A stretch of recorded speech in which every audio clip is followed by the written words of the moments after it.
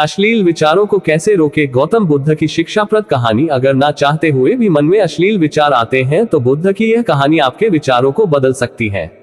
एक बार चंद्रवंशी राजकुमार भरत बुद्ध के सानिध्य भिक्षु के रूप में दीक्षित हुए। बुद्ध अपने भिक्षुओं को उपदेश देने के साथ साथ उनको भिक्षाटन के लिए भेजते थे, जहां से उनको भिक्षा मिलती। भरत को महात्मा बुद्ध ने भिक्षा लेने के लिए एक श्राविका के घर पर भेजा। भरत रास्ते में चलते हुए सोच रहे थे कि ना जाने आज खाने में क्या मिलेगा। हमेशा महल में खाने के लिए अनगिनत स्वादिष्ट भोजन मिलते थे, लेकिन आज जो भी मिलेगा उसी से काम चलाना पड़ेगा। भरत ने श्राविका के घर पर जाकर भिक्षा के लिए याचना की। श्राविका ने भरत को बैठने के लिए कहा। श्राविका जब अंदर गई थी तो भरत पुनः अपने प्रिय भोजन के बारे में सोच रहे थे।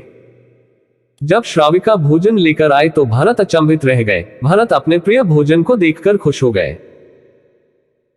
भरत भिक्षा ग्रहण करने लगे। भिक्षा ग्रहण करते हुए भरत सोचने लगे कि उनको हमेशा खाने के बाद कुछ विश्राम करने की आदत है, लेकिन आज उन्हें यहां से खाना ग्रहण करने के बाद धूप से होकर वापस आश्रम पहुंचना है। भोजन हो जाने पर श्राविका ने भरत को कुछ समय विश्राम करने के लिए आग्रह किया। भरत पुनः खुश हो गए। सारी इच्छाओं की पूर्ति होते देख भरत इसको एक संयोग मानकर कुछ देर के लिए लेट गए। लेटते हुए भरत सोचने लगे कि आज तो सोने को मिल गया, लेकिन मेरे सर पर हमेशा के लिए छत का साया तो मिट गया है। जब भरत सोकर पुनः उठे तो श्राविका ने कहा कि आपको जब तक यहां पर रहना है आप यहां पर ठहर सकते हैं। अब भरत समझ गए कि ये कोई संयोग नहीं है, श्राविका जरूर मेरा मन पढ़ रही है। भरत खड़े हुए। भरत ने श्राविका से पूछा, मुझे क्षमा कीजिए पर क्या आप मेरा मन पढ़ सकती हैं? आप यह सब कैसे कर लेती हैं? श्राविका ने कहा, शुरू में मेरे लिए ये कठिन था, लेकिन मैंने खुद के विचारों को देखना शुरू किया। शुरू में मेरे विचारों की संख्या अनगिनत थी, पर मैंने अपना पूरा ध्यान उन विचारों पर केंद्रित किया। मैंने बिना पक्ष विपक्ष के अपने विचारों को देखना जारी रखा। धीरे धीरे मेरे विचारों की संख्या कम होती गई। मेरे सारे व्यर्थ विचार दूर होते गए। तब से मैं दूसरों के विचार पढ़ लेती हूं। यह सब सुनकर भरत घबरा गए। भरत ने श्राविका से आज्ञा ली और वहां से निकल पड़े। रास्ते में चलते हुए भरत अपने मन के विचारों का स्मरण करने लगे। भरत के मन में श्राविका के बारे में अश्लील विचार आए। श्राविका ने भरत के बारे में क्या सोचा होगा?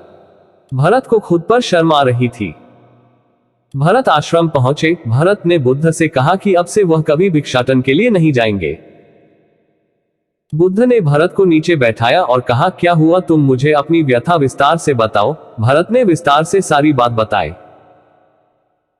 भरत की बातों को सुनकर बुद्ध ने कहा कि आज से 7 दिनों के लिए श्राविका के घर पर भिक्षा के लिए तुम ही जाओगे, लेकिन तुमको कुछ बातों का ध्यान रखना पड़ेगा। कल तुम जाते हुए अपने चित्त को पूरे होश में रखना। तुम्हारे अंदर कौन से विचार उठ रहे हैं उन पर ध्यान केंद्रित करना। होशपूर्ण और जागृता के साथ ध्यान करना कि कौन सी वासना तुम्हारे भीतर उठ रही है। इन सभी का ध्यान करते हुए जाना और फिर मुझसे विचार विमर्श करना। अगले दिन भरत बुद्ध के बताए अनुसार पूरे मार्ग में अपने होश को जागृत रखते हुए चल रहा था। भिक्षु आज पूरी तरह से जगा हुए था। जैसे जैसे श्राविका का घर नजदीक आ रहा था, भरत की घबराहट बढ़ रही थी।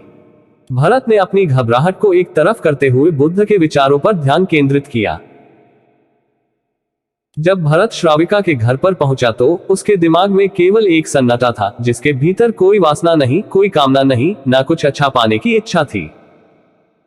भिक्षु भरत ने भिक्षा ली, ग्रहण की और वहां से वापस निकल गया। आज भरत रास्ते में नाचते हुए आया। आज उसको जिस आनंद की अनुभूति हुई वह अद्भुत थी।